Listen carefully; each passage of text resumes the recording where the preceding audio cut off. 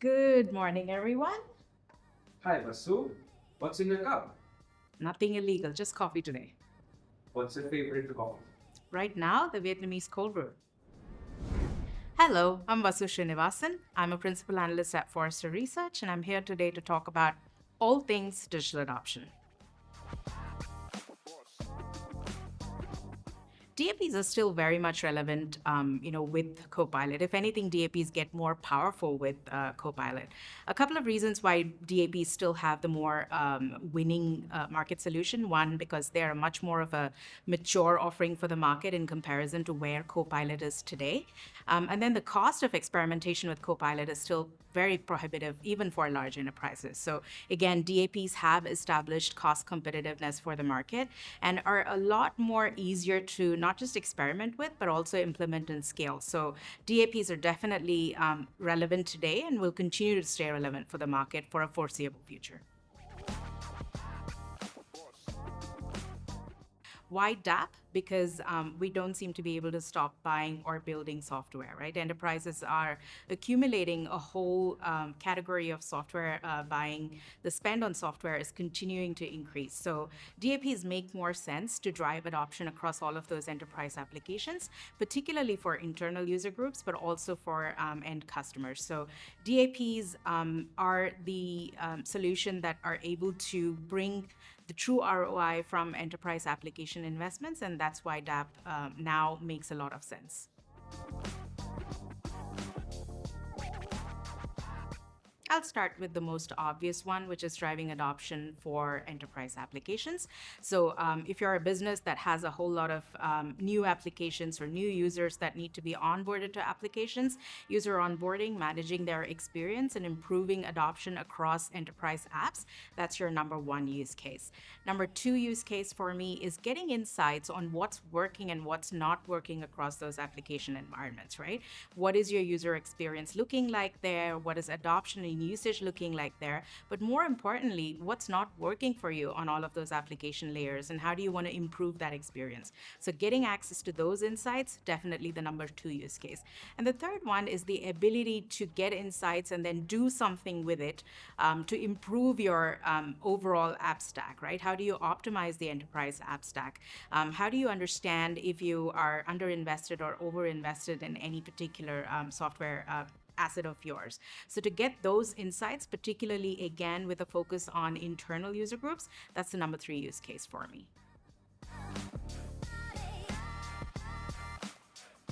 DApps, I think, have established themselves as essential tech for a while now, not necessarily just now, and that's because this trend of doing more with enterprise software has been a bit of an upwards trend for a few years now, right? So yes, absolutely, DApps are absolutely critical to drive the right experience within enterprises, user experience, both for employees as well as for customers.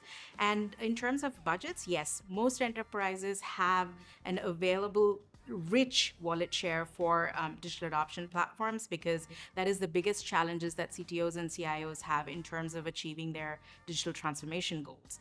So to get users to do more and do better on enterprise apps, and then to see the ROI come through, DAPs are absolutely critical. Let's talk about what the CIOs are missing in terms of their enterprise app environments today, right? They are missing critical insights on what's happening within enterprise applications, if they're being used well, if they're being leveraged to their full potential, right? So that's the first challenge that CIOs have. The second is that every CIO, CTO is today under some pressure to consolidate their enterprise app stack to be more optimized about how that environment looks. And that's a critical challenge for every CIO and CTO out there. And the third one is really to be able to deliver a more optimized experience that is seamless, despite the fact that there is a massive amount of change related friction that comes through when you do enterprise software migrations. So if you want a single stack that kind of tackles all these three challenges, DAP is that stack for you, right? So it's going to get you the insights for CIOs to know what's happening with their app stack. It's going to provide recommendations on how improve experiences within the app stack, and then also let you give you access to actionable recommendations on how you optimize software usage within the enterprise, how to remove friction from software related change for the enterprise. And of course, a big part of that is also kind of decreasing the pressure that internal help desks have in having to support the influx of support related queries and volumes that kick in anytime there is software change. That's a great one, right? Because I've seen that change across the time that I've been covering DAPs at Forrester. So, of course, the primary personas continue to be CIOs and CTOs with all of those, interesting challenges that they're trying to solve for digital transformation. But then there is, of course, the newer personas that have kicked in. For example, digital workplace leaders are taking a lot of interest within the DAP stack to see how they can improve the experience from an employee empowerment perspective. Then there is application owners, so individual application owners that have departmental responsibilities on managing their app stack. They are craving for all of these insights and improvements in adoption there as well. And the more traditional functional owners of it. So you have your CHROs, you have your CXOs, you have your employee experience leaders, all of them starting to pay attention to the DAP stack because it's solving just so many challenges for them from managing an employee experience perspective, particularly since the jury's still out on whether we are remote or hybrid or work anywhere or back to work entirely.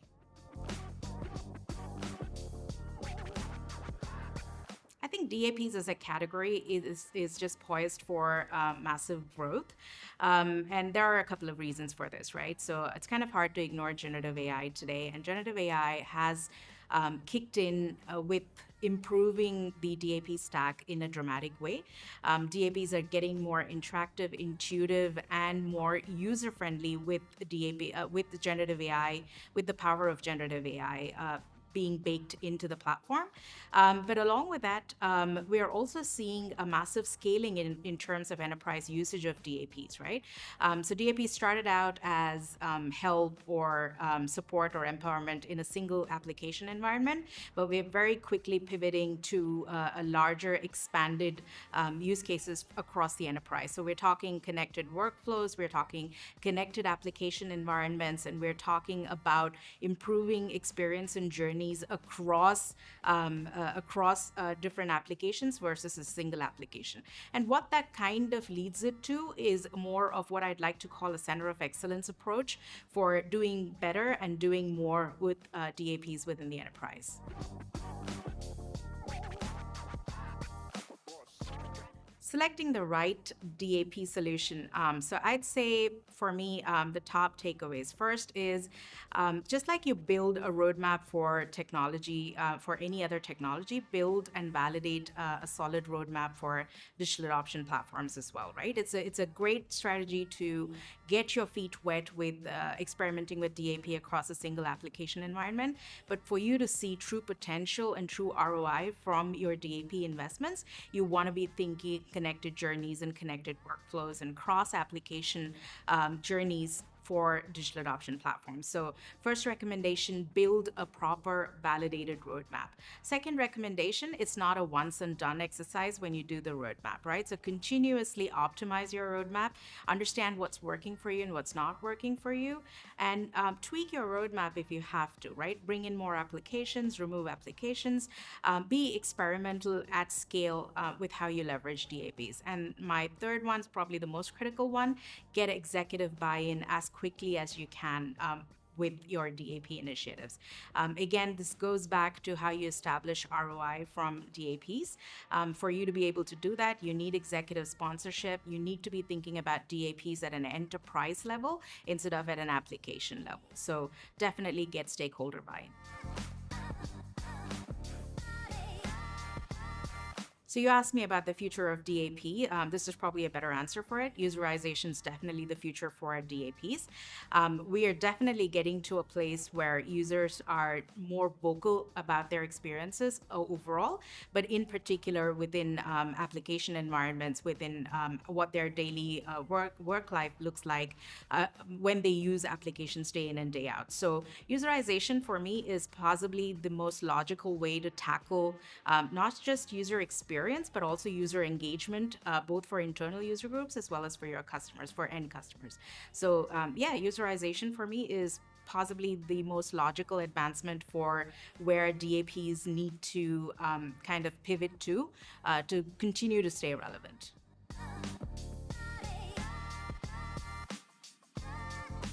Forrester's projections quite bullish for DAP.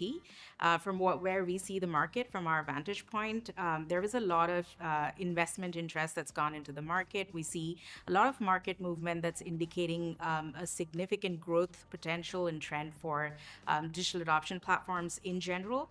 And from an inward-looking perspective, we've been seeing significant interest kick in from our user groups, from our buyer groups about the stack. I, for example, continue to receive inquiries around doing better with digital adoption platforms, experimenting with newer, more complex use cases. So for me personally, the projection for DAP is super bullish. It's definitely a growth aligned market and industry for me. Awesome. Thanks, everyone. Back to work.